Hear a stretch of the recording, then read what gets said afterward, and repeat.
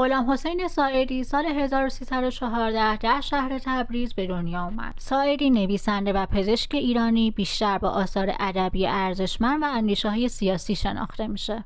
تو پیجمون حتما در مورد آثار و اندیشه های ایشون بیشتر صحبت میکنیم، پس یادت نره به پیجمون سر بزنی. ساعدی در سالهای جوانی درگیر عشقی پنهانی به دختری تبریزی به نام طاهره کوزه‌گرانی شد. ساعدی از سال 1332 تا سال 1345 یعنی 13 سال برای طاهره نامه می نوشته، ولی طاهره اکثرا جواب نامه ها رو نمی داده. ساعدی توی یکی از نامه ها یه صفحه کامل فقط نام طاهره رو نوشته. خانواده های طاهره و ساعدی به خاطر اختلاف عقیده هایی که داشتن هیچ وقت راضی به این ازدواج نشدن. ساعدی سال 1360 راهی پاریس شد و با خانم بدری لنکرانی ازدواج کرد، اما طاهره هیچ وقت ازدواج نکرد. ساعدی سال 1364 در پاریس فوت کرد و طاهره سال 1383 در تبریز از دنیا رفت. چند سال بعد از مرگ طاهره، خواهرزاده طاهره نامه ها رو در قالب کتابی به نام طاهره عزیزم منتشر کرد. شما نظرتون رو بگین. اگه طاهره ساعدی رو دوست داشت چرا جواب نامه هاش رو نمیداد؟ اگه دوستش نداشت چرا سالهای سال نامه هاش رو نگه داشته بود؟